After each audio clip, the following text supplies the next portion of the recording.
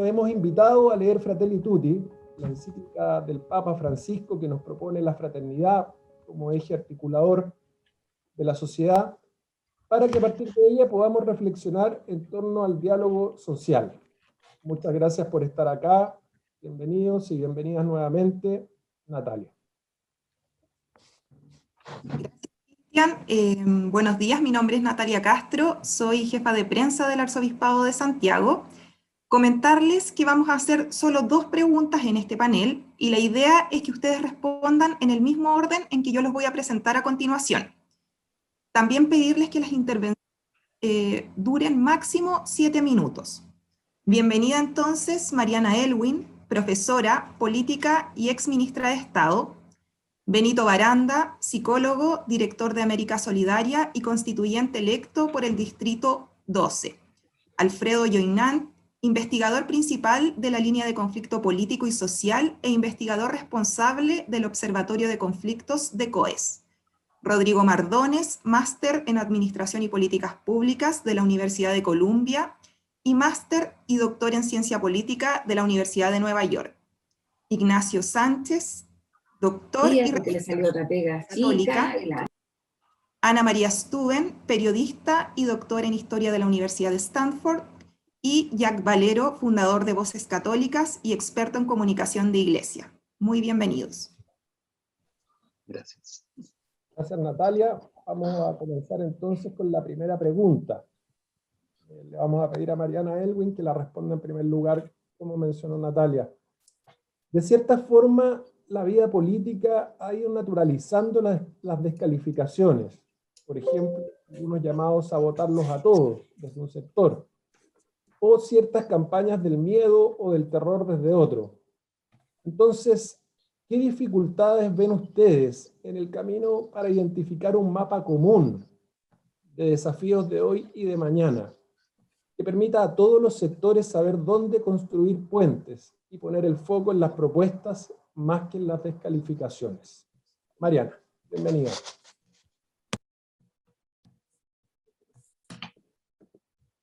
Perdón, gracias por la invitación a participar en este encuentro.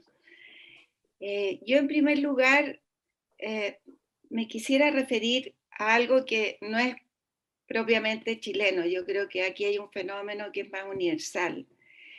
Y la sociedad actual se ha ido haciendo tan compleja, tan segmentada, no solo en Chile, de tantas identidades distintas, y un deterioro de los lazos más comunitarios, del conocerse frente a frente, que es muy fácil caer en la simplificación. Y hoy día creo que a falta de una interpretación o de un entendimiento de esta complejidad, lo que ha ido primando es la imposición de las simplificaciones. Y entonces están los buenos, los malos, los ricos, los pobres, los poderosos de siempre versus las víctimas de siempre, y una visión muy polarizada de la sociedad. Yo creo que ese es un primer factor, y es como esta especie de simplificación que ayuda a ponerse en algún lugar a falta de una comprensión de la tremenda complejidad de la sociedad actual. Ese es un primer factor que creo que es bien universal. Un segundo punto, me parece que nosotros estamos viviendo un gran deterioro del lenguaje, la forma en que nos tratamos. A mí me impresiona, pero por ejemplo, voy a poner un ejemplo bien personal. Estoy viendo una teleserie porque actúa mi hija. Y la verdad es que el lenguaje es imposible era imposible de ser un lenguaje aceptado. Cómo se tratan los jóvenes, cómo se tratan entre marido y mujer, cómo se tratan entre los amigos, cómo se tratan, o sea, con muy pocas palabras y muy malas palabras, y muy maltrato también. y mucha violencia en el trato. Entonces creo que eso se ha ido instalando, y se ha ido instalando en la juventud, y también ha ido permeando a sectores más adultos. Yo creo que tal vez los viejos nos extrañamos más de esta manera de tratarnos y de esta como normalización de un lenguaje muy reducido y muy empobrecido también. Es reducido y es empobrecido. Y hay como cada vez más, y yo lo veo en los colegios, por ejemplo, hay este maltrato en el lenguaje. O sea, los jóvenes se ríen de los otros, el bullying, la discriminación, en fin, pero tiene que ver mucho con el uso del lenguaje. Y un tercer factor que a mí me parece que es importante destacar es como la pérdida de la autoritas, ¿no? Yo siento que ahí hay algo que se perdió. O sea, no hay nadie, hay una horizontalidad en que nadie es reconocido como autoridad. No estoy hablando solo de autoridad de un cargo o de una función. También eso. El presidente de la República es una autoridad, pero al presidente de la República le pueden decir las peores cosas. Y como que no importa. Y eso empezó hace tiempo. Y por otra parte, estoy ahí dando un ejemplo de autoridad de una función, la más importante en el país, sobre la cual no hay ningún respeto, o sea, no es reconocida como una autoridad a la cual, independiente de lo que uno piense, se le tiene que respetar. Yo lo veo en los profesores, lo veo en los padres, lo veo en general en que tenemos una sociedad mucho más heterogénea y también más transversal, en que las personas se sienten más empoderadas, y eso es bueno, pero no hay un reconocimiento de una autoritas sobre profesores, sobre personas a las cuales uno le reconozca un liderazgo. Y de allí también que cueste mucho que surja el liderazgo y liderazgo positivo. Los liderazgos positivos, en el fondo, son cuestionados y son más choros, entre comillas, los liderazgos negativos. Yo trabajo con colegios en sectores vulnerables y eso no solo en los colegios de los sectores vulnerables, también en los colegios donde van mis nietos, hay una ausencia de el respeto por el otro. Y entonces, en definitiva, conclusión, aquí la palabra respeto por el otro, por el diferente, por el que no es igual a mí, ni piensa lo mismo que yo. El respeto también por las diferencias, en definitiva, se ha debilitado muchísimo. Y claro, yo viendo, somos hermanos, pero yo creo que hoy día la percepción no es somos hermanos, somos grupos de identidades pequeñas que nos sentimos que tenemos toda la razón y que podemos ir a pelear con otros o podemos enfrentarnos a otros y no nos reconocemos como un nosotros. Y hablar de un nosotros es como caer en el vacío. Somos un conjunto de identidades que no están articuladas y no nos reconocemos en un país. Y no sé si me pasé el tiempo, pero una anécdota. Vi el otro día, por una casualidad, el acto del Estadio Nacional cuando mi padre asumió como presidente. Y una de las cosas que más me impresionó fue primero que en los actos participaron los pueblos indígenas, los pobladores, las mujeres de los detenidos desaparecidos, en fin, una diversidad. Pero lo que más me impresionó fue un estadio nacional lleno, gritando Chile, Chile, Chile. Era un nosotros. Y eso hoy día yo no me imagino que podamos lograrlo si no hacemos un trabajo que es muy difícil de recomponer, pero yo tengo fe en que podamos hacerlo. Muchas gracias, Mariana.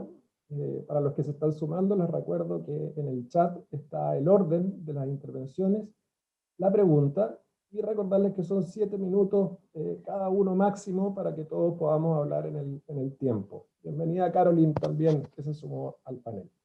Y le damos la palabra a Benito Aranda. Bueno, muchas gracias, le agradezco esta invitación y también saludo a las personas que están aquí. Es un agrado estar con ustedes y poder hablar sobre estos temas en este ambiente.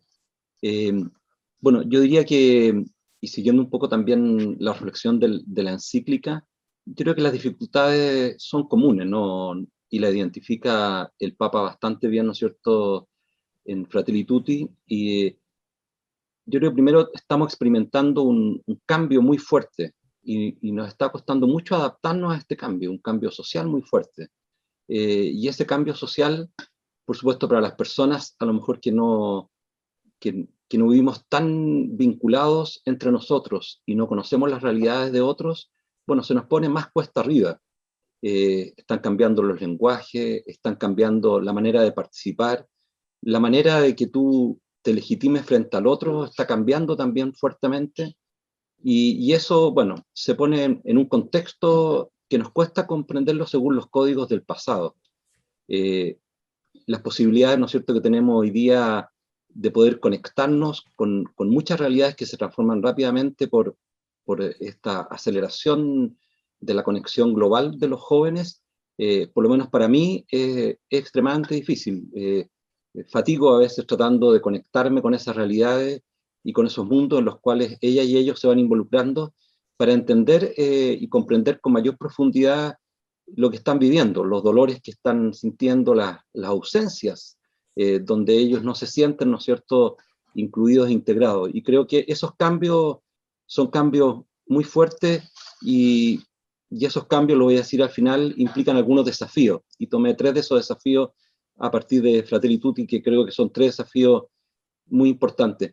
Uno de los elementos que puso grandes obstáculos a nuestro entendimiento fue la alta segregación geográfica que tuvimos, residencial, esa separación tan brusca donde ya no nos encontramos con los otros. Uno es hijo en parte de su experiencia, y las imágenes que se va construyendo del mundo las va teniendo a partir de la experiencia. Ya en las lecturas que hemos tenido estos días de las cartas de San Pablo, todos los días, ¿no es cierto?, él es hijo de esa experiencia, su experiencia antes, ¿no es cierto?, como parte de quienes perseguían a los cristianos, y después de parte de quienes son los perseguidos, como le dice hoy día, todos los sufrimientos que a él le tocaba vivir, producto del seguimiento de Cristo. Entonces, al ser hijo de sus experiencias, esas imágenes que se va formando del mundo, bueno, son tan grandes como las experiencias que va teniendo. Si los mundos son limitados, bueno, al final, ¿no es cierto?, puedes tener muchos conocimientos, pero a veces bajas experiencias también de esa realidad. La sociedad, al dividirse y segmentarse con tanta profundidad en las últimas décadas, nos llevó también a generar desconocimiento de los otros. Y ese es el segundo gran obstáculo. Cuando no conocemos profundamente la realidad de los otros, cargamos con nuestros análisis anteriores realidades que ya han evolucionado a una gran velocidad, aspiraciones que son distintas a las del pasado, sueños de las personas que eran distintos a los del pasado. Estas sociedades también se van construyendo de manera más horizontal, y esa horizontalidad para muchas y muchos, por supuesto, nos resulta dificultoso, casi fatigoso llevarla adelante. Pero bueno, esa horizontalidad también dice relación con algo, ¿no es cierto?, que está tan inscrito en nuestro ser cristiano, que tenemos que volver a mirarlo con mucha humildad para entender un poco más lo que allí está ocurriendo. Hoy día me tocaba, y al rector Sánchez le tocó también, me tocó leer la carta de él, presentar Gastón Soulet para el premio nacional, ¿no es cierto?, Y cuando estaba escribiendo me metía en lo que fue para mí Gastón Soulet en mi llegada a la universidad al año 77.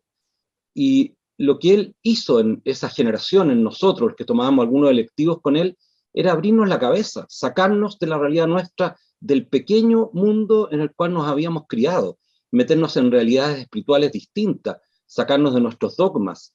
Y eso, bueno, nos permitió conocer a lo mejor realidades sobre las cuales cargaban fuertes prejuicios o discriminaciones desde el mundo nuestro, y entender que esa realidad era también parte de nuestra propia realidad. Nuestro mundo era muy pequeñito. ¿Cuáles son los desafíos? Y quiero poner 3 desafíos que los saqué a partir de la carta del Papa, ¿no es cierto? Uno, el primero es que en medio de un mundo que uno conoce poco, es como el conocimiento del cerebro humano, no sé, del universo, yo siempre he dicho hay que caminar con esperanza, y el Papa lo dice en número 55, ¿no es cierto? Él nos invita a caminar con esperanza, y a enfrentar esas nuevas formas de colonización cultural, dice él, pero con esperanza. La segunda dice, tenemos que ampliar el corazón, porque si no nos vamos a conocer esa realidad. Va a ser muy difícil que esa realidad entre en nuestra vida si no ampliamos el corazón. Lo dice, ¿no es cierto?, en el número 61. Y dice, abriéndonos al extraño, no cargándonos, ¿no es cierto?, con prejuicios, y nos recuerda, ¿no es cierto?, justamente la parábola del buen samaritano, que es la apertura a lo desconocido para nosotros, a experiencias de dolor que nosotros no tenemos tanto conocimiento. Y lo tercero que quiero rescatar acá, esta apertura a encontrarnos y a ayudarnos mutuamente. Y para eso, dice él, y lo tocaremos, me imagino, en la próxima pregunta, necesitamos dialogar. Y para dialogar, bueno, tenemos que contemplar primero la realidad y después escuchar. Muchas gracias. Muchas gracias, Benito. Le damos la palabra a Alfredo Yoñán. Hola, muy buenos días a todos. Buenos días, rector. Un gusto saludarlo. Hace tiempo que no lo veía. Mariana, un gusto estar contigo de nuevo. Ana María, a todo el mundo. Bueno, yo les voy a hablar de una cultura que no es católica, no la podría reivindicar porque yo vengo de un mundo distinto, pero en donde me parece evidente que, dada la naturaleza y el tenor de las preguntas, un laico tiene muchas cosas que decir sobre esto. Y voy a partir justamente con la primera. Y voy a partir con algo que mencionaba Mariana, con mucha razón, dicho sea de paso, y que tiene que ver con esta especie de debacle de la autoritas, porque ya no es solamente una crisis, es una verdadera debacle de la autoritas a la que estamos enfrentados, lo cual en el lenguaje de ese gran sociólogo alemán que se llama Norbert Elias, corresponde a algo parecido a lo que es un proceso de descivilización. Es como una especie de involución en prácticas y en economías sociales de la conducta que realmente son muy inquietantes, y desde mi punto de vista, esto tiene mucho que ver con fenómenos que no solamente están ocurriendo en Chile. Es muy importante esto, es decir, esto es un fenómeno bien general. Aquí estamos hablando de fenómenos fenómenos de polarización que en un país como Chile afecta. En esto voy a ser súper categórico. Los chilenos no están polarizados. Las élites están polarizadas. Y de una manera extraordinariamente artificial, al punto de lo ridículo y de lo chocante.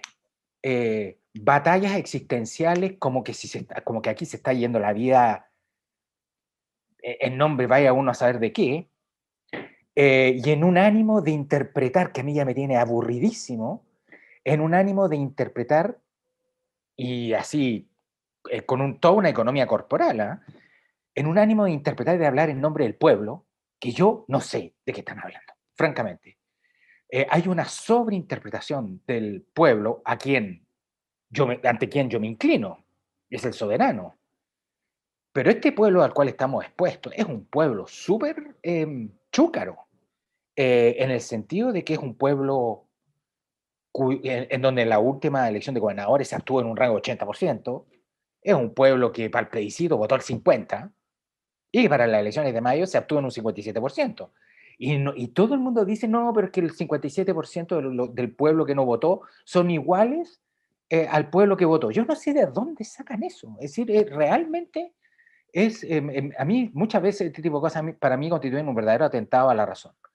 Por lo tanto, yo creo que de lo que estamos hablando acá es, en primer lugar, de un fenómeno de la polarización de las élites en Chile. En otros países, como por ejemplo Estados Unidos, la polarización está instalada en la sociedad.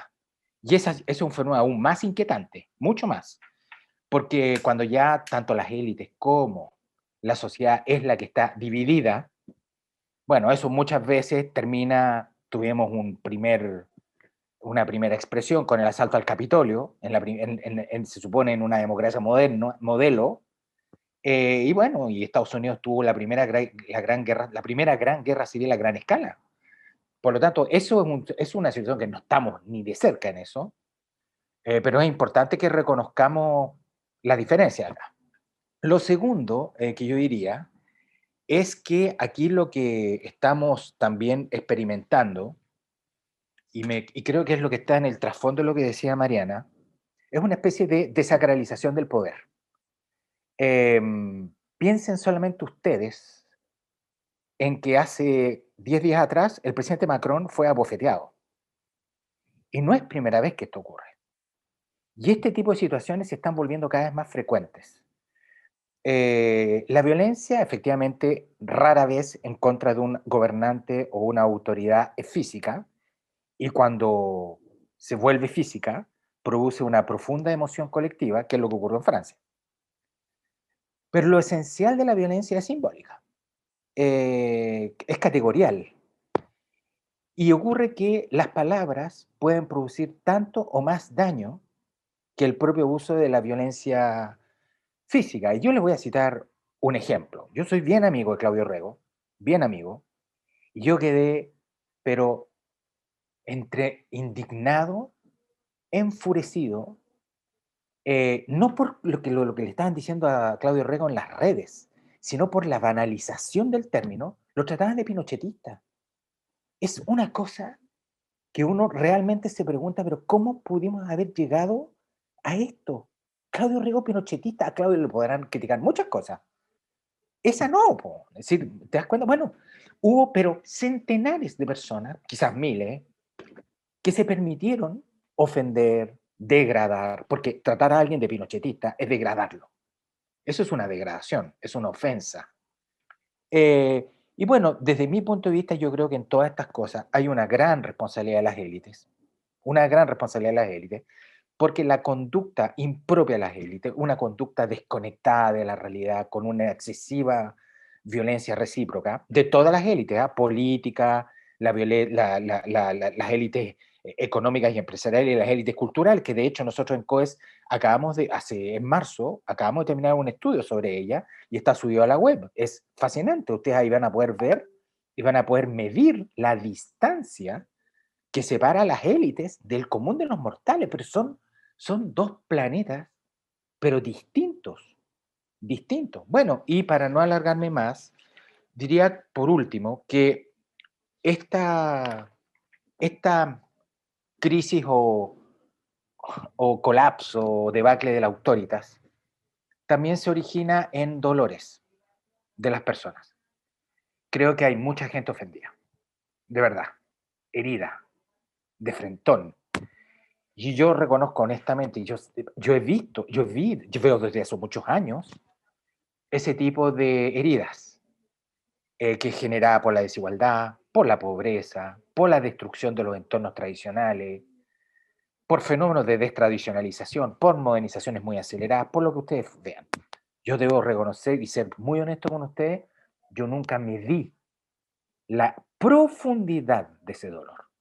La percibí, sí, no medí la profundidad.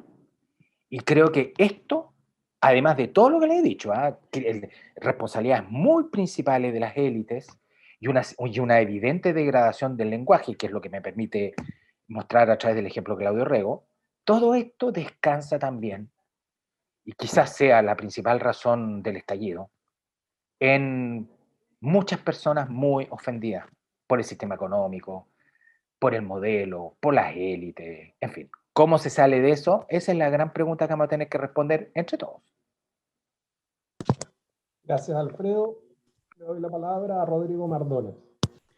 Bueno, muy buenos días y muchas gracias por la invitación. Y yo, en continuidad un poco con lo que termina Alfredo, me parece que, y tomándome de ese adagio, de ese dicho de la cultura política popular, digamos, ¿no? Yo no justifico la violencia, pero la entiendo, ¿no? Si uno se pregunta por qué se han naturalizado las descalificaciones, a mí me da la impresión de que la vía política naturaliza las descalificaciones porque de alguna forma el Estado, el mercado y también parte de la sociedad civil han naturalizado la pobreza, la desigualdad, la exclusión y el abuso, ¿no? Por lo tanto, la primera dificultad me parece es intentar construir puentes sobre unos supuestos consensos, ¿no? Que parecen como bien espurios, que pasan por alto las condiciones de opresión y de precariedad en las que viven millones de personas, ¿no? Y sobre eso el Papa en la encíclica señala, y cito, dice, quienes pretenden pacificar a una sociedad no deben olvidar que la inequidad y la falta de desarrollo humano no permiten generar paz. Y al mismo tiempo señala la importancia de no ocultar los conflictos. El silencio nos convierte en cómplices de graves errores y pecados, dice el Papa Francisco. Después otro aspecto también importante a propósito de lo que mencionaba Alfredo, de la desconexión de las élites con la gente, es la incapacidad de mirar desde la categoría del pueblo, que es muy central en el pensamiento del Papa Francisco. Aludiendo a la parábola del buen samaritano, el Papa señala que no es posible vivir indiferente del dolor, de la exclusión de quienes sufren, ¿no? Dice el Papa que los cristianos justamente están llamados a fortalecer la comunidad con una mirada en la inclusión social de los pobres. Están llamados a escuchar el clamor de los pobres, a excluir a los más frágiles de la tierra en todas las formas de pobreza, porque no es solo la pobreza socioeconómica la que está señalando el Papa. Y frente a eso lista una serie de condiciones de exclusión. Existen, dice, políticas económicas que fueron eficaces para promover el crecimiento, pero que no han potenciado el desarrollo humano integral. Dice que los derechos humanos no son suficientemente universales, que las mujeres parecen no tener la misma dignidad y derecho que los hombres.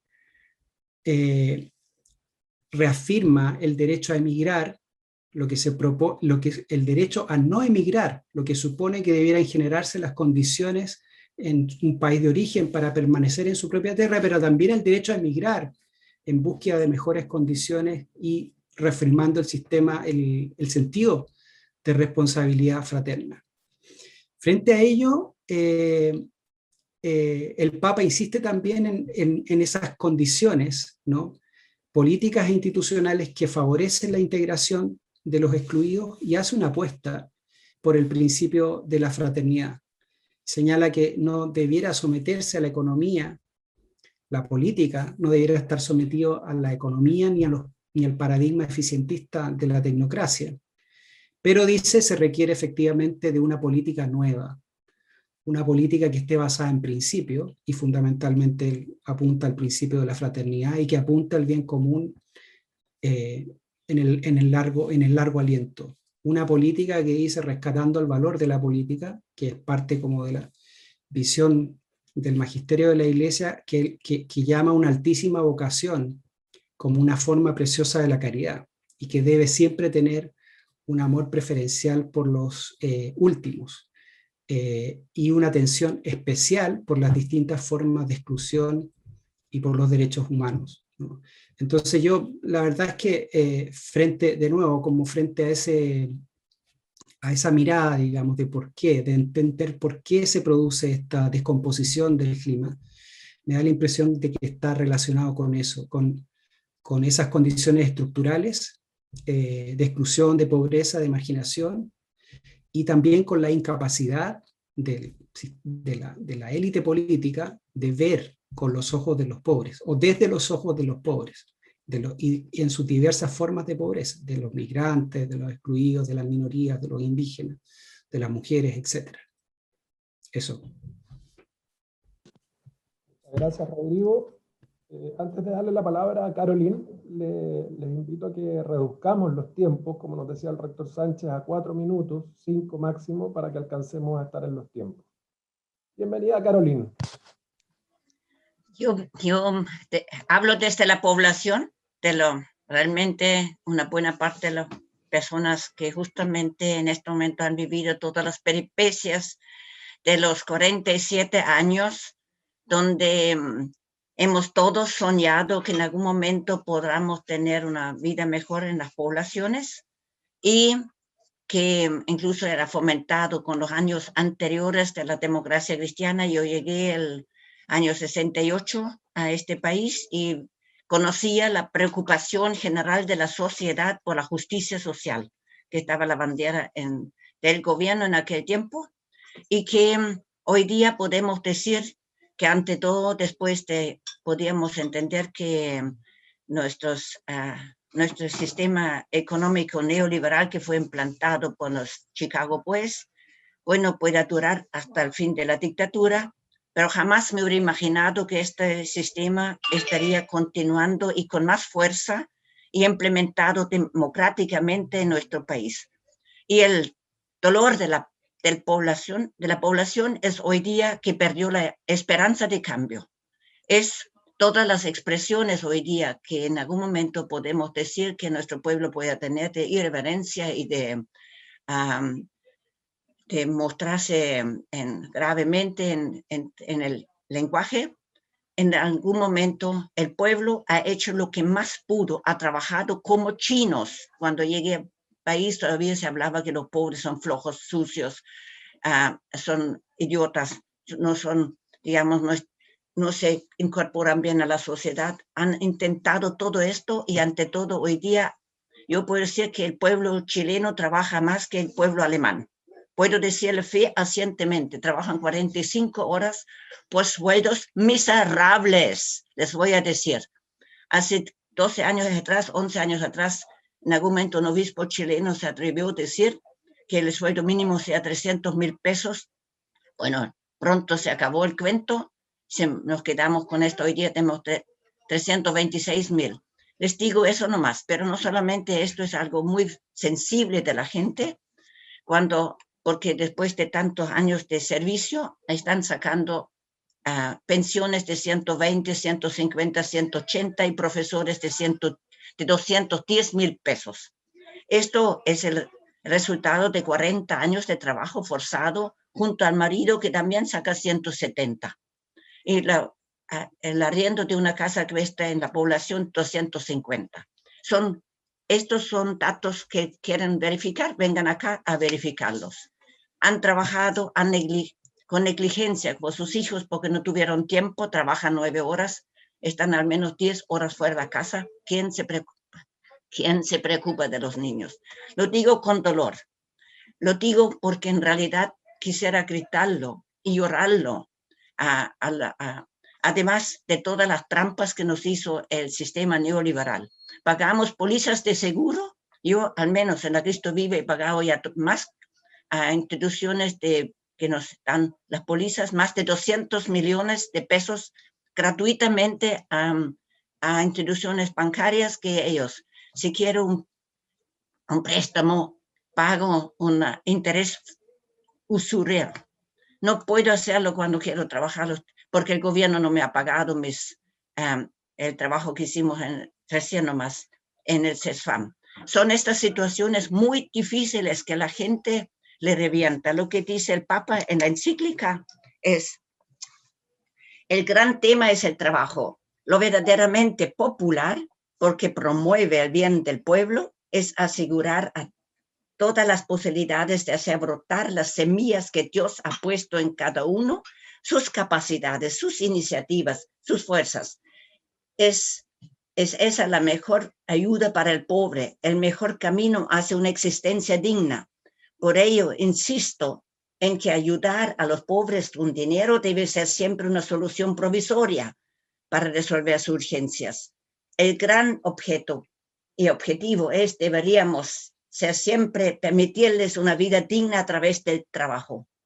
Por más que cambien los mecanismos de producción, la política no puede renunciar al objetivo de lograr que la organización de la sociedad asegure a cada uno un trabajo digno y bien remunerado. Esta es una de las cosas. Nuestro pueblo ha perdido la esperanza en buena parte y en creer en personas. No hay personas, autoridades en la sociedad quienes aseguren que en algún momento habrá transformación, que con su vida den testimonio que se lo van a jugar, que van a renunciar a privilegios, ni nuestros senadores, ni los diputados, incluso de la izquierda, cuando se trata de renunciar, tener 31 sueldos mínimos, estamos donde estamos, digamos. Para mí, el sistema neoliberal es lo que el Papa ha dicho en otra ocasión. Este sistema mata y ha matado vida, ha matado gente trabajando, ha trabajado la esperanza y la fe incluso también. Y nuestra iglesia, lamentablemente, con excepción del Papa y unas pocas personas, haya dicho, así no debe ser. Esto no puede ser una sociedad cristiana, una sociedad alta que son los grandes empresarios y que en realidad definen al final al gobierno cuál sueldo mínimo pueda dar, para que hoy día digan para conseguir las votaciones 500.000. Nosotros, como Cristo Vive, hemos hace 2 años instalado 500.000, porque era inaceptable pagar el sueldo mínimo. Entonces, es muy difícil, de verdad les digo, de hacer una mirada desde la teología de la liberación a ver la realidad, cómo se vive el pueblo y cuántas miles o millones de personas viven en estas situaciones, porque vayan a ver una persona recibe un sueldo mínimo de una pensión de jubilación mínima, 150.000 pesos, los sacaron hace 15 días de la casa, le echaron el domingo en la mañana porque le pedían un arriendo de una pieza, aquí en la población, 150.000 pesos. Todavía no encontramos casa para él, ni pieza para él. Porque entonces le voy a decir que, bueno, yo les hablo desde el dolor y desde la mirada de Jesús. ¿Qué diría Jesús en mi lugar hoy día en Chile, que tenemos el gran ejemplo de nuestro querido Alberto Hurtado? Gracias, Carolina. Rector Ignacio Sánchez.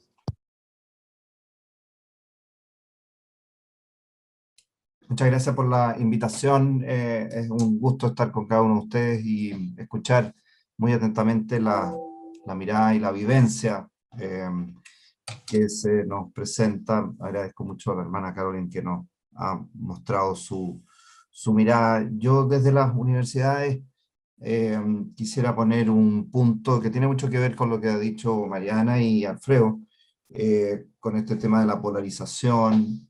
Alfredo mencionaba, me parece muy bien, el tema de las élites, de las redes sociales, también de el hablar entre los mismos, y cuando hablamos entre los mismos nos vamos creyendo y vamos construyendo una realidad muy sesgada. Y en ese sentido, quizá en estos 4 minutos, para que tengamos después espacio para la segunda pregunta, mostrarles un poco la experiencia que tuvimos con este conversatorio amplio de Tenemos que hablar de Chile, esta plataforma amplia que tiene mucho que ver con lo que decía la hermana Carolina sobre conversar con los diferentes.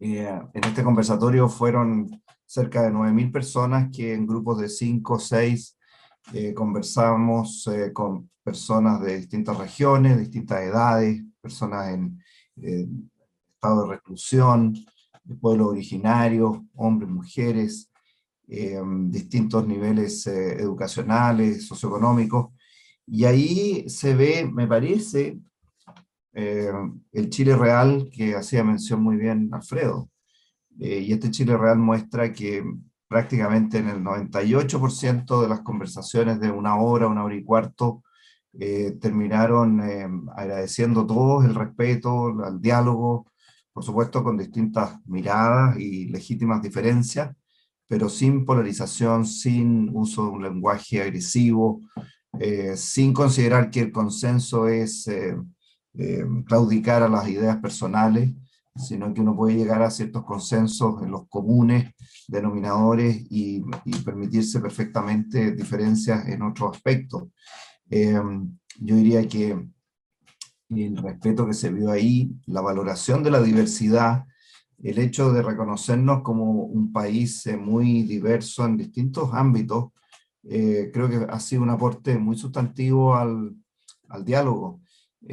Quizás hace 20, 30 años pensábamos que el país era más más similar que lo que realmente es, pero hoy día con una población migrante de un 8%, con una población de pueblos originarios que se acerca al 12, 13%, entonces 1 de cada 5 personas en nuestro país a lo mejor hace unos años no estaban tan visibilizados como sí lo están hoy día. Y sobre esa diversidad de personas y sobre ese diálogo comenzaron a aparecer, voy a mostrar 3, 4 por razones de tiempo, algunos ámbitos comunes. Benito lo decía muy bien, me gusta mucho la palabra esperanza, que es lo que nos llama esta encíclica, quizás la forma más bonita la frase más bonita de la encíclica para mí es la invitación del Papa, cito, a una forma de vida con sabor a evangelio. Si uno resumiera la vida de uno que quisiera tener para nuestro país, y nuestro país tuviera una forma de vida con sabor a evangelio, quizás muchos de los aspectos que se han mencionado acá podríamos avanzar en comunidad. Hay una incertidumbre por lo que va a venir, pero una incertidumbre que denominamos esperanzada, porque hay mucha confianza en el mismo pueblo de Chile. Ojalá que ese pueblo se manifieste por la vía democrática, ojalá que se manifieste más ampliamente en cada oportunidad que tenga que hacerse. El segundo ámbito que me parece muy importante es la demanda que se le hace al Estado y a la clase política de que esté a la altura de la situación. La verdad es que hay una mirada muy transversal de que hay falta de ponerse a la altura en términos de la responsabilidad que significa la labor pública y la responsabilidad que significa el apoyo del Estado a las distintas necesidades de la población. Y el tercer ámbito, para ir finalizando, es el gran tema de la educación. Se le pone a la educación como un eje transformador, una palanca, que ya no es solamente lo que se mencionaba antes, quizás más desde el punto de vista individual, de una transformación personal, familiar, es una transformación de la comunidad, es la única manera de tener una cohesión social.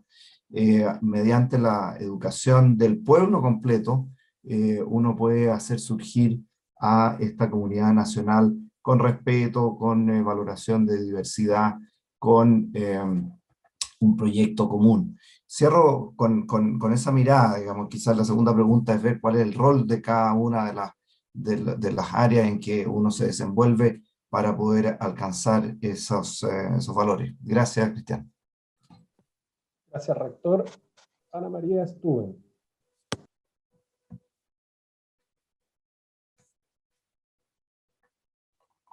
Bueno, buenos días también. Yo agradezco la invitación. Saludo, por supuesto, en primer lugar a nuestro querido rector y a todos los amigos que veo en esta pantalla y amigas. Aquí se han dicho muchas cosas que yo creo que, como la última que me toca hablar, quiero recoger.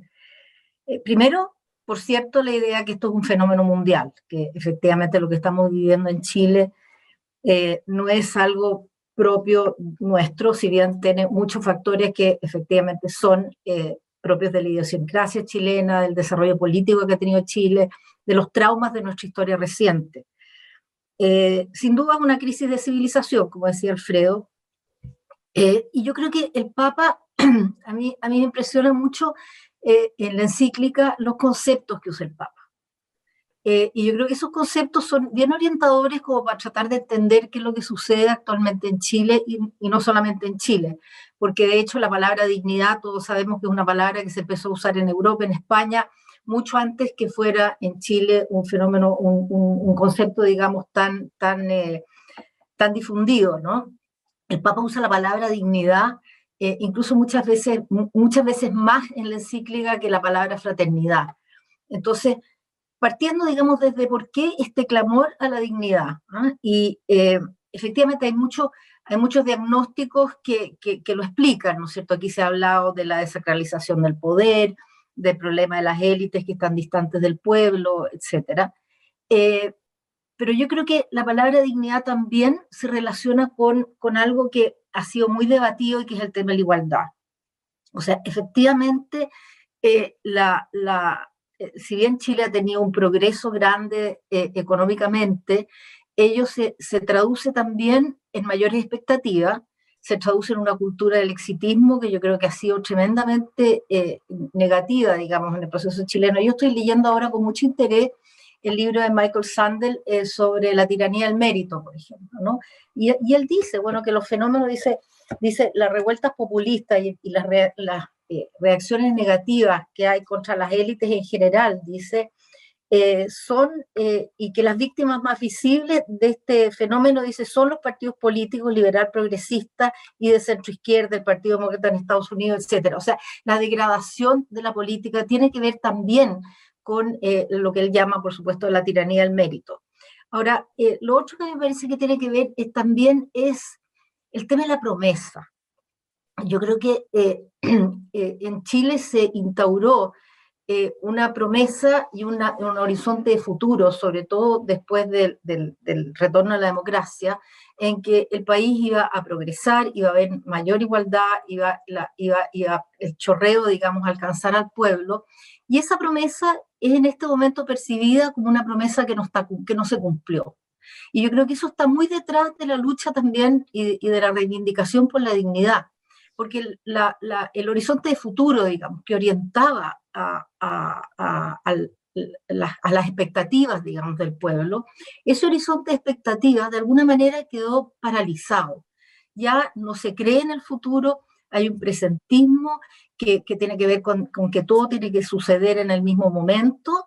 Eso degrada también las relaciones entre las personas, y yo creo que también se relaciona con la cantidad de actores nuevos que se han introducido en la política en forma conflictiva, justamente porque la promesa que se les hizo es una promesa que ellos la perciben como incumplida, ¿no? El Papa menciona a los inmigrantes, menciona a los indígenas, menciona el descuido del planeta, menciona al pueblo le llama el Papa, y es una frase que a mí me emociona mucho también, cuando dice que el gran herido es el pueblo. Y esa herida es la que hoy día aflora en el discurso público con rabia, con violencia, y ahí yo recojo algo de nuevo que dijo Alfredo, las élites no han sido capaces de acoger este clamor. Las élites se han polarizado entre ellas, se han distanciado de una manera que no tienen ya ningún vínculo con el discurso público, eso tiene que ver con las expectativas del público, y este presentismo hace que no haya ninguna intención visible al menos de recrear ese nosotros chileno, de recrear una comunidad. Y ahí yo quiero volver a lo que el Papa, a la encíclica, cuando el Papa dice, bueno, ¿cómo transitar hacia la fraternidad? ¿Cómo transitar hacia la solidaridad? Y ese tránsito necesariamente, como dice el Papa, pasa por el reconocimiento de la igual dignidad de todos.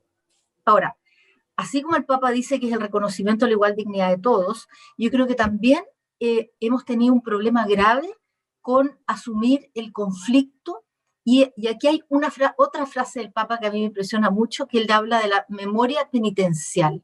¿Cómo nos quedamos pegados en una memoria penitencial que nos remite todavía al periodo de la dictadura? O sea, de alguna manera esa herida no ha sido sanada.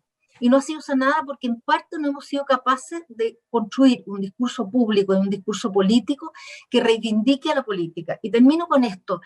Es cierto, se menciona aquí que la política se ha degradado, que el lenguaje político se ha degradado, que el lenguaje entre los ciudadanos se ha degradado. Pero el Papa nos hace, yo creo que un llamado y un desafío que no podemos desatender. Y es cuando él dice, y voy a buscar la frase, cuando él dice, si podemos vivir sin política, dice el Papa, se pregunta el Papa, ¿podemos vivir sin política? Y dice, no es posible vivir sin política, tenemos que reivindicar la política. Entonces, ¿cómo, por una parte, reconocer que la política está degradada, que las élites han fallado, digamos, a la expectativa que se tenía de ellas, pero por otro lado, reconocer que tenemos que volver a un diálogo político, que tenemos que entender la política como un campo donde se despliega la vida pública, pero también como un trabajo que tenemos que hacer entre todos. Gracias, Ana María. Y finalmente, para esta primera pregunta, Jack Valero. Hola a todos.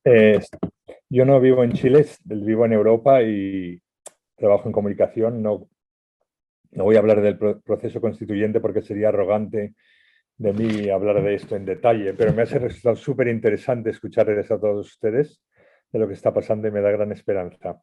Cuando yo leía Fratelli Tutti, me impresionó la siguiente idea de que en Europa, por ejemplo, hay muchas luchas sobre la libertad, muy importantes: libertad de expresión, derecho a la vida, libertad de educación, etc. Más de la derecha. Y hay también muchas luchas sobre la igualdad, que también es muy importante. Ahora hemos escuchado sobre la igualdad en Chile, como es un proceso que no está terminado. Pero el Papa trasciende estas dos cosas y se pone en la tercera, en la fraternidad. La fraternidad es como la solución de estas luchas que hemos estado teniendo sobre la libertad y la igualdad. Porque solo si nos consideramos hermanos y hacemos una cultura del encuentro donde vivimos para los demás, podemos resolver estas cosas. Esa es la apuesta grande que está haciendo el Papa, en mi opinión, ¿no? Eso, el trabajo en comunicaciones, el capítulo 6 de Fratelli Tutti es impresionante. Pero otra cosa que yo diría es el libro este que salió poco después de Fratelli Tutti el verano pasado, que se llama Soñemos juntos sobre un futuro mejor, que fue firmado por el Papa Francisco, pero escrito con un amigo mío que se llama Austin Ivory, con el cual hice el proyecto de Catholic Voices. Y en él el Papa explica su visión para un mundo post-COVID. Ahora esta pandemia que hemos estado viviendo en todo el mundo este último año nos ha revelado muchas cosas sobre nosotros, entre otros que estamos todos conectados, que por ejemplo no es suficiente aquí en el Reino Unido que estamos todos vacunados si no hemos vacunado al resto del mundo, si no estamos mandando billones de vacunas a los demás países donde no pueden pagar estas vacunas, por ejemplo, que sin la fraternidad eso no funciona. Entonces es un libro de 100 páginas que yo he mandado a todos mis amigos no católicos porque veo que es una visión súper interesante. Ahora yo estaba escuchando que se estaba planteando la nueva Constitución de Chile, cómo podría ser como un ejemplo, ¿no?, para el mundo de lo que puede ser una visión política que no esté basada en las cosas, en la economía, como nos decían antes, ¿no?, sino en la fraternidad. Y lo que hemos aprendido de esta pandemia ha sido totalmente impresionante, donde en este libro pequeño de 100 páginas aparecen todos los temas del pontificado de Francisco hasta ahora: la globalización, las periferias, la emigración, las personas como personas, la dignidad, etc. Yo diría que es muy interesante que podamos leer esto y trabajarlo juntos. Eso es todo. Gracias, Jack. Vamos a pasar a la segunda pregunta. Te dejo la palabra, Natalia. Gracias, Cristian. Les dejo planteada entonces la segunda pregunta. ¿Cómo creen ustedes que se puede fomentar la cultura del diálogo de una forma efectiva en nuestra sociedad actual, cuando parece primar el individualismo, redes sociales que nos introducen en burbujas o sectas virtuales, y una cultura del libre mercado que orienta nuestro sentido de existir hacia el consumo? Partimos entonces con Mariana y recordar que las intervenciones idealmente tienen que durar entre 4 y 5 minutos como máximo para que alcancemos todos a hablar. Mariana.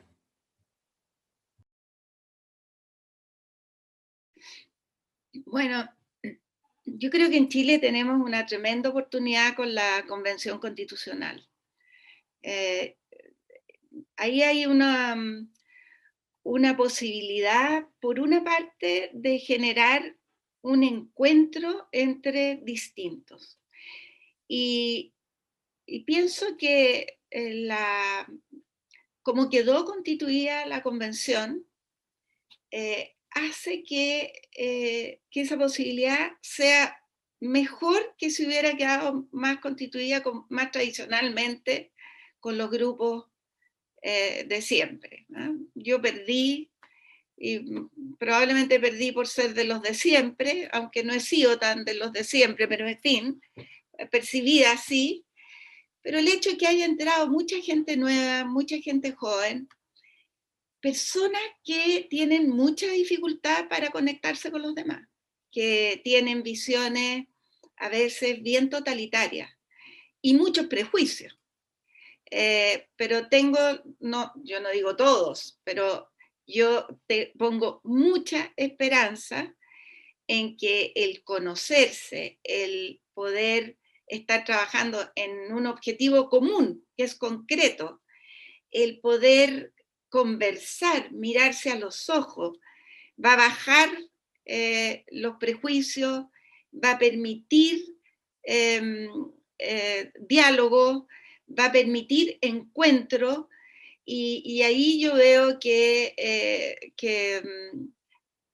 se abre una esperanza muy grande, y que la sociedad chilena también tiene esa esperanza, y yo creo que, o sea, yo tengo fe en que ese diálogo va a poder producirse. En segundo lugar, bueno, hay todo un capítulo del Papa sobre el diálogo y amistad social, y es acercarse, expresarse, escucharse, mirarse, tratar de comprender, buscar puntos de contacto. Eso es el diálogo, y ese diálogo va a tener que darse ahí. Y, de todas maneras, van a tener que conocerse, van a tener que mirarse, van a tener que conversar, y eso creo que es esperanzador. Lo segundo es que creo muy importante que subsistan o se creen otras instancias de diálogo, así como las que ha impulsado la Universidad de Chile y la Universidad Católica, que permitan ir alimentando un poco ese diálogo en un mismo sentido. No solo asambleas, también puede ser, pero también yo creo que no podemos desdeñar absolutamente el rol de lo académico, de las evidencias, de la información, del conocimiento, y hay que poner al mundo académico, por ejemplo, en cercanía, al mundo también de las iglesias, al mundo de la cultura, en cercanía con esa discusión. Entonces, no es solo el diálogo de la convención, sino que el diálogo de la sociedad chilena que permita ir acompañando ese proceso. Gracias, Mariana. Le damos la palabra a Benito Baranda. Y muchas gracias a todas y todos también por las reflexiones. He anotado hartas cosas acá y uno va abriendo también su cabeza y su corazón. Así que muchas gracias. Yo creo que hay distintas vías, ¿no es cierto?, para ir construyendo esta cultura del diálogo. Después voy a hablar algo de lo que nos dice el Papa. Y creo que esas distintas vías las hemos explotado poco. Yo siempre hago como un dibujito cuando me toca iniciar una tarea y pongo el dibujito donde puedo tener influencia más directa y donde puedo tener influencia más lejana. Y cuando digo influencia más directa, bueno, me miro a mí mismo en un espejo y digo, ¿cómo yo puedo fomentar el diálogo? ¿Cómo yo puedo conversar esas cosas en mi casa y en mi entorno? De cosas que a lo mejor tengo muchos prejuicios, que no las entiendo, pero me tengo que abrir el corazón y la cabeza para dialogar, porque no me toca vivirlo, no me toca experimentarlo. Entonces voy ampliando los círculos, y al ampliar los círculos veo que después viene mi comunidad eclesial, como en mi parte, ¿no es cierto?, en mi comunidad eclesial, hablamos de esto, no hablamos de esto. Yo participo y considero mi comunidad eclesial, mi comunidad de trabajo, la comunidad donde vivo, ¿no es cierto?, en La Pintana, Y si estamos hablando de estos temas, si nos estamos acompañando mutuamente, si estamos cobijando a personas en nuestras casas, acompañando en las crisis económicas a personas, para que esa fraternidad de la cual se habla tan bonita, ¿no es cierto?, no ocurra lo que ocurrió en Francia, que después se olvidó y entonces los más pobres siguieron siendo pobres nomás. Quedó bonita anunciada, ¿no es cierto?, por los liberales, pero en el fondo no cambió mucho la realidad de los miserables que morían en esa época, en poblaciones callampas, no sé, un barrio miserable. Entonces, mirar la iglesia. Lo segundo es, ¿dónde concurren nuestros niños? ¿Dónde pasan más tiempo? Hoy día por la pandemia quizás no tanto, pero es la educación. En la educación pasa mucho tiempo. Entonces, recordando a María Montessori, si seguimos formando niños y niñas para competir, bueno, los vamos a formar para la guerra. Si los queremos formar para la paz, hay que formarlos para colaborar, no para competir. Y tiene que cambiar el modelo educacional. Y no quieren cambiar el modelo educacional, mucha gente no lo quiere cambiar. Y nos quiere seguir metiendo en competencia. Nos quiere seguir metiendo en competencia y después todos se quejan que el hijo sale individualista, sale acá, sale allá. Y yo digo, pero si en el fondo lo formaron así, pues lo formamos para competir, ¿ya? Y eso lo dice una experta en salud mental, María Montessori, que terminó siendo educadora. Para eso entonces tenemos que trabajar fuerte en cómo vamos cambiando la mirada que tenemos entre nosotros, las relaciones y las prácticas que vamos teniendo. Y eso, bueno, hay que trabajarlo fuertemente, por supuesto, desde el diálogo. Y bueno, ese diálogo, el Papa nos recuerda, anoté dos cosas de la lectura que volví a hacer de Fratelli Tutti, que creo que son muy importantes y que algunos de ustedes ya lo han dicho, que la mejor política, ¿no es cierto?, tiene que estar puesta como en el corazón del bien común, al verdadero bien común. Rodrigo nos recordaba la mirada, ¿no es cierto?, cómo poder mirar esa política desde los ojos de quienes viven en pobreza. Bueno, ¿cómo la van a mirar si no viven al lado de quienes están en pobreza? Yo creo que es imposible. Yo soy psicólogo, sociólogo y digo que es imposible. O sea, para mirarla tienes que contar con alguna cercanía porque es muy complejo cuando uno no le ha tocado vivirlo. Y lo segundo es, y esto por supuesto me toca directamente a mí como miembro de la convención, tenemos que ser artesanos de paz, ¿ya? Y artesanos de paz, bueno, uno tiene que revisarse cotidianamente cómo va construyendo esa paz en los vínculos que va generando. Porque el lenguaje deteriorado es porque lo deterioramos los adultos, no porque lo deterioramos los jóvenes. Lo deterioramos los adultos en los vínculos que generamos entre nosotros, ¿ya? Y mucha gente, ¿no es cierto?, recuerda, y algunos de ustedes lo han dicho, los tiempos de unidad del pasado. No había tiempo de unidad del pasado, había tiempo piramidal de sometimiento, ¿ya? No había tiempo de paz, ¿ya? Y estaban sometidos los mapuches, estaban sometidos los lugares de pobreza, y eso, cuando las personas comienzan a tomar conciencia de su dignidad, bueno, comienzan a luchar por sus derechos. Cuando tú tienes conciencia que eres maltratado y maltratada, luchas por tus derechos. Esto no lo digo yo, lo dijo el padre Hurtado en el año 1944, ¿ya? Y me parece muy bien lo que decía Jack, me gustó mucho y lo anoté porque yo creo que el reequilibrio de lo individual y colectivo se llama fraternidad. Porque tenemos que reequilibrar. Cuando tú has durante tanto tiempo incentivado el individualismo, la hiperfocalización, el no preocuparte de las comunidades, el preocuparte, ¿no es cierto?, solo de lo individual, al final tú tienes que volver a reequilibrar lo colectivo.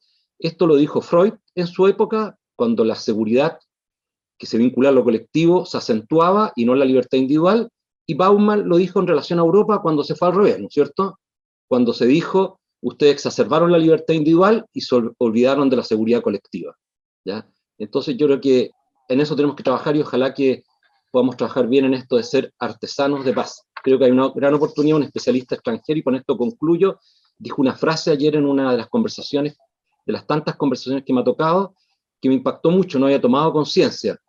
Esta va a ser la primera constitución que se va a construir en el mundo en medio o saliendo de una pandemia. Entonces, tomemos conciencia que tenemos que aprender de la pandemia también para construir lo que vamos a elaborar ahora. Gracias. Gracias, Benito. Tiene la palabra Alfredo. Sí, bueno, esta pregunta que nos formulan los organizadores es la pregunta más difícil que nos toca responder. Y yo partiría haciendo referencia a varias alertas que nos entrega esta encíclica. Yo finalmente la terminé leyendo entera, me la mandó Cristian. Ayer no había tiempo de leerla y la terminé leyendo. Por ejemplo, me llama mucho la atención la alerta que establece esta encíclica sobre lo que entraña en la globalización. La globalización es nombrada 31 veces en esta encíclica y rara vez es nombrada en términos favorables. Es nombrada fundamentalmente como una amenaza. Como una amenaza. El neoliberalismo es nombrado solo 2 veces. De hecho, es en el mismo número, en el número 168, en donde el neoliberalismo es nombrado. El capitalismo nunca. Sorprendente. No así con Juan Pablo II, que hablaba mucho más de capitalismo que el propio Pablo Francisco, lo cual es una curiosidad. Pero da igual, hay una alerta sobre la globalización. Y esa alerta es descrita en un tono que describe un futuro distópico. Yo no sé si ustedes repararon, pero esta encíclica dice, el sálvese quien pueda, se traducirá rápidamente en el todos contra todos. Es decir, ese es el fin del mundo. Y no lo estoy diciendo en tono exagerado. Si estamos lamentando que no hay un nosotros, es decir, aquí se consagra su imposibilidad. Entonces, desde mi punto de vista, partimos con varios problemas y creo que hay que sostenerlo. Benito acaba de decir algo que es importante. No me había dado cuenta descubrí algo escuchando a otros. Esa actitud que se llama reflexividad, no estamos acostumbrados ni a sostenerla, ni a ejercitarla, ni menos a reconocerla. Y creo que esa es la conducta que tiene que imperar. Y cuando tú hablas de artesanos de la paz, Benito, yo te hablaría algo así como de pedagogos de la paz. De verdad, hay ciertos convencionales que van a tener que hacer pedagogía de cómo se conversa, de cómo se colabora, de cómo se delibera. Y desde ese punto de vista, al final, desgraciadamente partimos de una ignorancia muy extendida y generalizada a mí mismo, y les voy a contar porque es súper rápido un episodio, digamos. Yo tampoco estoy muy acostumbrado a deliberar, pero de deliberar de verdad, con un otro que es un distinto radical a mí, muy diferente. El otro día yo vi en CNN 2 de tus colegas convencionales, Benito, Pato Fernández y la Patti Politzer, deliberar con una constituyente que yo no la conocía, que viene de la lista del pueblo. Chita, es súper difícil deliberar, de verdad, va a ser bien difícil, súper difícil, porque esto llega con una carga emocional de gente que nunca accedió a la representación. Pato y la Patti han estado cerca del poder. Esto no es una crítica, no lo entiendan así. Han estado cerca del poder, han tenido acceso al poder, han podido incidir. Mucha gente no. Y ese creo que es un problema en el sentido, creo que es un muy buen problema democrático, muy bueno, pero es difícil de gestionar. Y para concluir, yo les diría, yo no tengo ninguna duda, la paz social tiene un precio. Y este precio va a ser súper alto. Súper alto. Y ese es un precio no solo económico evidentemente que lo va a hacer. La hermana Caroline lo mencionaba con su experiencia en poblaciones y de los bajos que son los sueldos. Es decir, esa cuestión no puede seguir. De verdad. Yo no les digo que esto se resuelve en la asamblea, pero esto tiene que estar nombrado en la asamblea. Que la paz social tiene un precio, pero también tiene un costo para la élite. Que aquí se va a tener que renunciar a privilegios. Creo que ya no son sostenibles, no son tolerables. Creo que el que experimenta el privilegio como carencia, de verdad hay que ponerse en el pellejo de esa persona que lo vive como carencia. Y yo creo que si esto se conversa bien, debiésemos poder salir adelante. Yo tengo NF en los pueblos, de verdad, NF, pero aquí nos estamos enfrentando a una cuestión súper inédita. Gracias, Alfredo. Le damos la palabra a Rodrigo Mardones. Sí, gracias. Yo sobre esta pregunta quisiera rescatar el concepto de pacto que ha estado, bueno, que se habla de pacto social, etc. Y al respecto, ciertamente que es necesario un nuevo pacto social, un nuevo modelo de desarrollo económico y social, dados los distintos problemas que tiene el mercado o las políticas neoliberales, como su falta de anclajes morales, ¿no? Y que producen una pérdida del sentido comunitario, que la menciona el Papa, la fragmentación de las organizaciones sociales, el individualismo exacerbado, la desconfianza. Pero para ello justamente el Papa señala que sin el resguardo del derecho de vivir con dignidad y desarrollo integral, no hay futuro ni para la fraternidad, dice él, ni para que la humanidad sobreviva, a propósito de lo que mencionaba al inicio Alfredo. Y al respecto a mí me impresionan como las posturas más jugadas que tiene el Papa Francisco que sus antecesores. Por ejemplo, cuando dice que lo anterior, el hecho de promover la dignidad y el desarrollo integral, dice, puede incidir en una menor eficiencia, o sea, reconoce como la disyuntiva, ¿no? Por requerir un Estado presente y activo. Pero dice, es necesario, tiene prioridad orientarse a las personas y al bien común, por sobre esa eficiencia. Respecto de quienes sufren, ahí cito, si la sociedad se rige primariamente por los criterios de la libertad de mercado y de la eficiencia, entonces no hay lugar para ellos. Entonces, de alguna forma, este pacto social, que se refiere como a la idea de pacto económico y social, ¿no? A este nuevo modelo de desarrollo, requiere, digamos, de una moderación bastante sustantiva del mercado en la sociedad actual y una valoración también del Estado, un Estado más presente y activo, dice el Papa. Ahora, igualmente está el pacto político, o sea, tenemos el pacto social, pero también está el pacto político, y en eso está la Constitución, ¿no? Todos los acuerdos, el proceso constituyente, el ordenamiento, la parte orgánica de la Constitución, si vamos a ser presidencial o semipresidencial, si cómo se va a organizar el gobierno, el régimen de gobierno interior, los ajustes que había que hacer a las cuotas, la representación de los pueblos originarios, etc. Pero aparte de ese pacto político, la Constitución, y del pacto social, el modelo de desarrollo económico y social, yo rescato la idea de un intelectual italiano que se llama Antonio Baggio, y que pone de relieve en la idea del pacto fraterno, que dice él que es como un acontecimiento comunitario, ¿no? Que orienta los esfuerzos colectivos, que crea un sentido de integración y que reinterpreta la historia común. Es como la idea de sentido de pertenencia, que también está en el centro del concepto más sociológico de cohesión social. Entonces, según Baggio, hay una alianza, está basado en principio en una alianza que es distinto al contrato. El pacto fraterno no es un contrato, a la Constitución, distinto al pacto social, que es un modelo de desarrollo.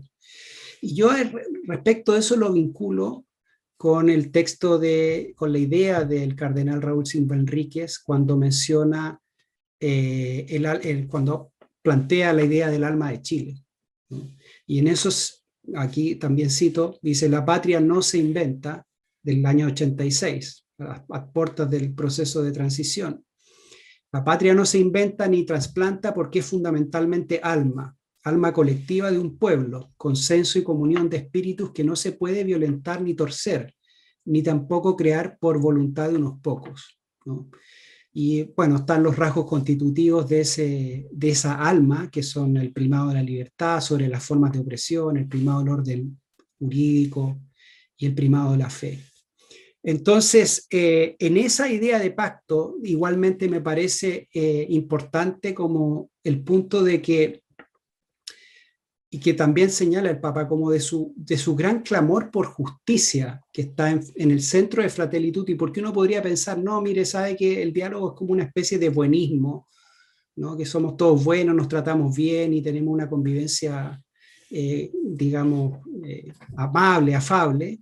Y en el centro del mensaje del Papa está la justicia. Dice él, no se trata de renunciar a los derechos frente a quien degrada nuestra dignidad. Amar a un opresor, dice, es buscar formas para que deje de oprimir, quitarle el poder que no sabe usar. Quien sufre la injusticia debe defender con fuerza sus derechos y exigir la justicia. Por lo tanto, vuelvo como a lo que señalaba al principio, la idea de paz, ¿no? Tiene que pasar por la justicia. No se logra la paz, no se puede pacificar, sino que se logra la justicia primero. Básicamente eso. Y me parece a mí que esta fórmula de los pactos, del pacto social, el pacto político y el pacto fraterno pueden hacer una aportación a este diálogo, siempre y cuando se base sobre la primacía de la justicia en el proceso que estamos enfrentando. Gracias, Rodrigo. Caroline Mayer tiene la palabra. Yo estoy feliz por todos los que escucho, pero ante todo yo siento nuestro país cambiará tan pronto que nuestro pueblo entero esté invitado a participar y verdaderamente sea tomado en cuenta, no una participación ficticia, sino que nuestro país sea el que invita, y la Asamblea Constituyente ojalá que invite, y todos los partidos ojalá que inviten, y todas las organizaciones ojalá que inviten, que nuestro pueblo que fue tan excluido, yo les puedo decir 60% de la población excluido, no tenía voz, y no vale la pena hablar porque tampoco nos van a escuchar, esto es lo que la gente piensa. Y hoy día en el mundo, uno de los desafíos yo al menos estoy escuchando desde Europa, que la importancia incluso en el cerebro nuestro, la participación, en participar, en colaborar, en ser invitado a ser integrante, de la dignidad te pone de pie, no artificialmente. Sin duda alguna, nuestro país tiene un grave problema de educación, hay 2 generaciones que se perdieron, tienen cuarto medio y tienen conocimiento del 4º y 5º año básico. Esto lo hemos hecho en nuestras escuelas. Hablo con las cosas que tengo a la mano, no cuentos.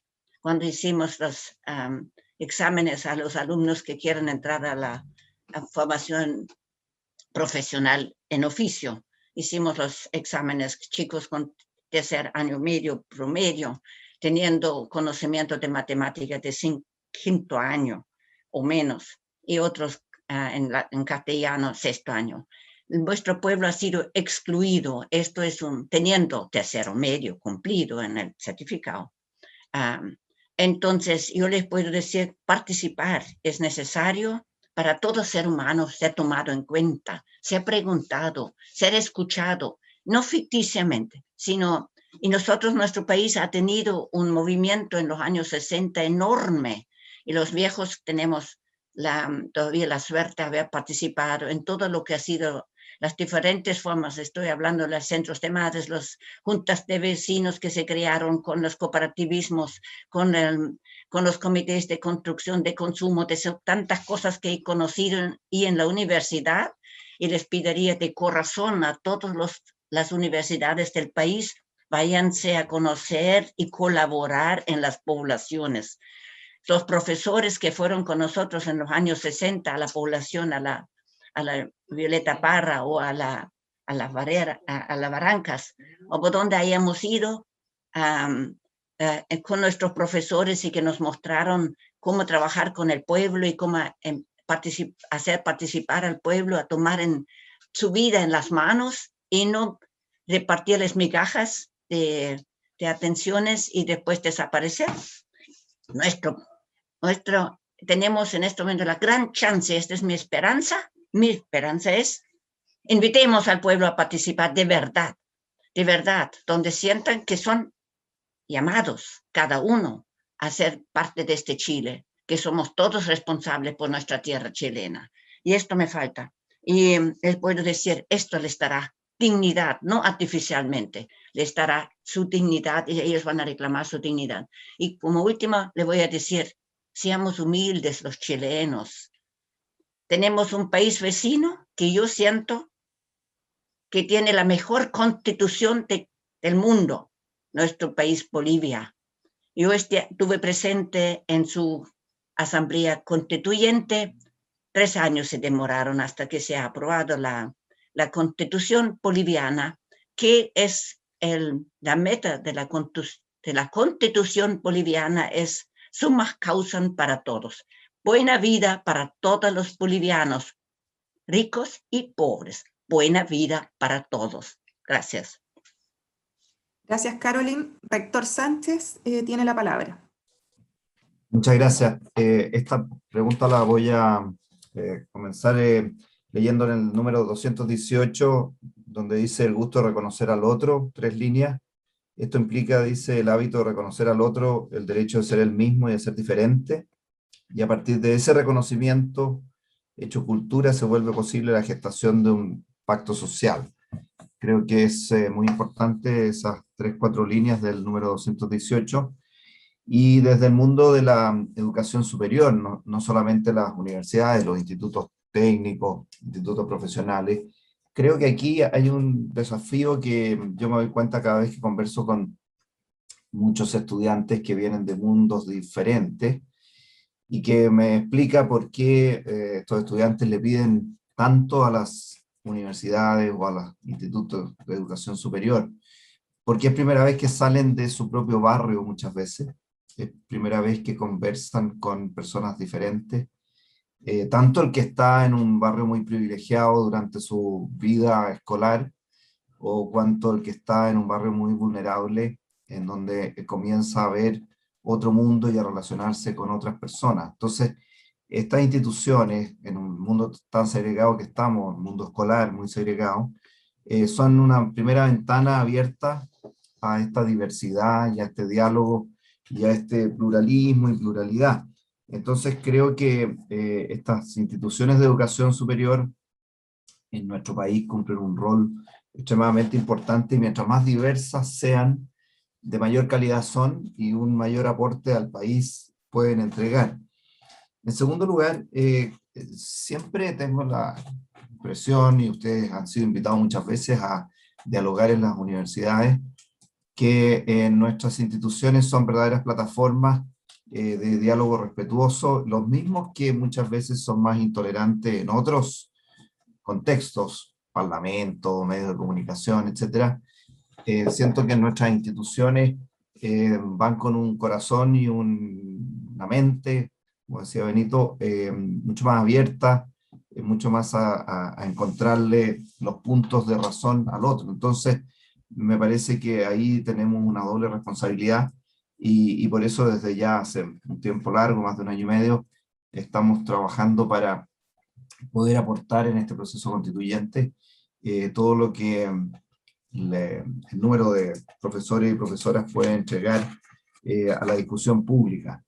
Tercer punto es el diálogo como un hecho habitual y como una forma de relacionarnos en las universidades. Si las universidades no tienen diálogo, la verdad es que hemos perdido uno de sus valores principales. Por eso siempre estamos preocupados de estas medidas de cancelación que se dan en algunos lugares en donde hay sectarismo y donde se trata de funar o de impedir que distintas posturas se presenten. Eso creo que desde nuestras instituciones tenemos que estar muy alertas y conversar con los estudiantes en que el pluralismo tiene que correr hacia ambos lados. Muchas veces hay tendencia de considerar más plural una cierta mirada del diálogo que otra, y yo creo que eso es muy negativo. Nosotros tenemos que tener también el coraje, la valentía para enfrentar estas situaciones y ponerlas muy sobre la mesa. Y por último, el gran tema de la esperanza. Yo siento que en pandemia, lo decía Benito muy bien, todos los que estamos en este panel, que lideramos distintos grupos y somos referentes para otros, tenemos una doble responsabilidad. Tenemos que salir de nuestras propias dificultades personales, familiares, etcétera, y darnos cuenta de que hay mucha gente que se refleja en nosotros, y si nosotros tenemos un mensaje apesadumbrado, más fatalista, más deprimido, vamos a hacer un mal a quienes tenemos que darle esperanza, darle energía, tratar siempre de buscar los puntos de encuentro, de buscar lo positivo y de mirar el futuro con optimismo. Yo creo que ese mensaje me gustaría que desde las instituciones de educación superior se presentara al país. Somos instituciones intergeneracionales, por definición. Tenemos personas de 18 años y tenemos personas de 80 años trabajando, enseñando en la institución, y a través de ese diálogo cada vez más diverso y cada vez más intergeneracional queremos construir futuro. Muchas gracias. Agradecemos las reflexiones del rector Sánchez y damos la palabra a Ana María Stuben.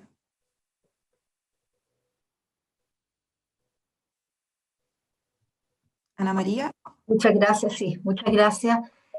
Yo también tengo mucha esperanza en la Convención Constituyente. De verdad, yo creo que la Convención, y me alegro que Alfredo mencionara la conversación entre el Pato y la Pati Politzer, porque ahí se notó, y la Pati insiste tanto en todo, yo lo he escuchado también en Comunidad Mujer, en que ella está disponible y lo único que quiere es fortalecer el diálogo. Y yo creo que eso es el comienzo de un nuevo trato. O sea, yo creo que recuperar el diálogo, el Papa habla, dejar de hablar de minoría. Son pequeños conceptos que yo creo que uno puede ir dejando de usar o introduciendo nuevos conceptos, como el concepto de fraternidad, el concepto de solidaridad que habla el Papa, fundar una hermandad, habla él también, que permita una amistad cívica. Yo creo que en nosotros se construye desde ese reconocimiento, no tenerle miedo a la dignidad, aunque haya sido en algunas instancias, digamos, degradada como concepto, pero no tenerle miedo a hablar de recuperar la dignidad hacia los más pobres, la dignidad hacia los privados de libertad, todas las personas que nos han acostumbrado a mirarlas como un poco como desechables, bueno, introducirlas en el discurso público asignándoles un valor. Yo creo que esa es la base de la amistad cívica. El Papa habla del prójimo, dejar de tratarnos como socios y empezarnos a tratar como hermanos, como prójimos. Yo creo que ese es un compromiso que, claro, tenemos que empezarlo, como decía Benito, desde nuestro entorno más próximo. Pero yo creo que también eso hay que llevarlo al discurso público, atrevernos a usar conceptos que son menos ideológicos, pero que son más humanos, más de una nueva humanidad. Yo también tengo esperanza a partir de la última elección de gobernadores. Yo creo que a mí me ilusiona, y esto es un comentario tal vez de política más contingente, pero a mí me ilusiona el triunfo, digamos, la alta votación que tuvo la centroizquierda. Me puedes decir que claro, que Arrego lo apoyó la derecha, todo eso puede ser cierto, pero yo creo que podemos, o por lo menos yo pongo mucha esperanza en que la unidad constituyente vaya unida, en que haya una centroizquierda que permita tender puentes, porque finalmente, claro, tenemos un país polarizado, la derecha perdió radicalmente, yo creo que eso es una buena noticia en el sentido de que los extremos, digamos, ya nadie los quiere.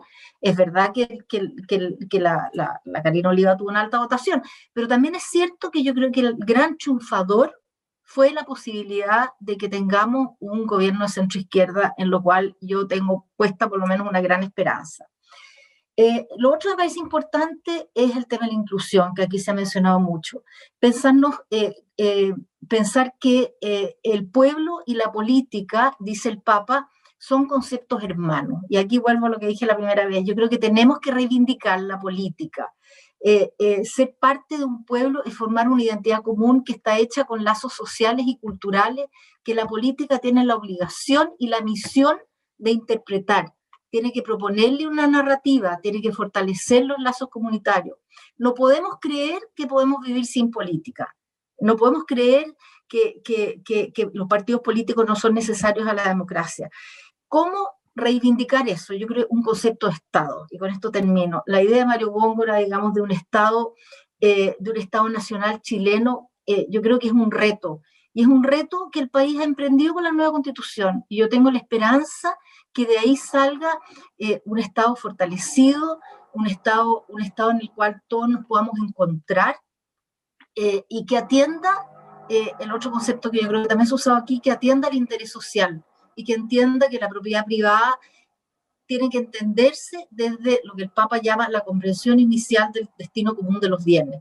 Y eso, sin duda, como dice Alfredo, nos va a doler a muchos, digamos, porque puede significar más impuestos, pero en definitiva yo creo que va a permitir que este país no se encienda como se incendiaría, digamos, si continuamos en la lógica del neoliberalismo tal como ha sido impuesto. Gracias, Ana María. Cierra el panel Jack Valero. Solo unas breves palabras, porque en el tema del diálogo me ha hecho recordar mi proyecto de Catholic Voices, que se ha expandido por todo el mundo, también en Chile, que se basa en este principio muy sencillo, pero que yo creo que puede tener mucha potencia, que es en el diálogo se crea buscando lo bueno del otro. Esto es lo que nosotros hemos entrenado a gente a hacer para cuando hay que dialogar con otro, que se supone que hay discordia en la sociedad. Nos enfrentamos dos, en vez de hablar yo de lo mío, tengo que buscar lo bueno del otro y hablar de eso desde mi punto de vista. Para obtener el gran objetivo de construir un mundo mejor trabajando con otros, con los que estoy en desacuerdo en muchas cosas. ¿Y cómo se hace esto de trabajar con el otro con el cual estoy en desacuerdo en muchas cosas? Esto es lo que estamos viendo y hemos hablado de escuchar muy bien. El Papa siempre dice, y lo dice ahí en Fratelli Tutti, ¿no?, que para comunicar primero se empieza por escuchar. Y si no escuchamos, entonces no comunicamos nada. Esta es la primera cosa que hay que hacer. Lo segundo era explicar lo mío muy bien, sin diluirlo ni nada. No asumir nunca que entiendo la intención del otro o asumir que es una mala intención. Y sobre todo esta última cosa que es no buscar el punto medio, sino el punto común. O sea, lo que ya estamos de acuerdo. Y la realidad es que estamos de acuerdo en muchas cosas. En la dignidad de la persona, en la igualdad, en la compasión por el que sufre, en la justicia. Estamos de acuerdo en muchas cosas. Y desde ahí tenemos que construir estos con los que estamos en desacuerdo, tenemos que buscar estos puntos comunes y no el punto medio, que es mucho más difícil de buscar el punto común porque nos cuesta salir de donde estamos nosotros, ir al otro lado. Pero en toda esta enseñanza que hemos hecho a la gente en diferentes países de cómo dialogar, hemos visto que cuando uno hace eso, de dialogar desde el punto de vista del otro, se crea un diálogo totalmente nuevo. Después de mucho esfuerzo, totalmente nuevo. Yo creo que esto también es muy aplicable en la política. Gracias. Muy bien, nos pasamos 4 minutos solamente. Les agradezco a todos y a todas que tengan un excelente día. Chao, muchas gracias. Un gusto. Gracias por la invitación.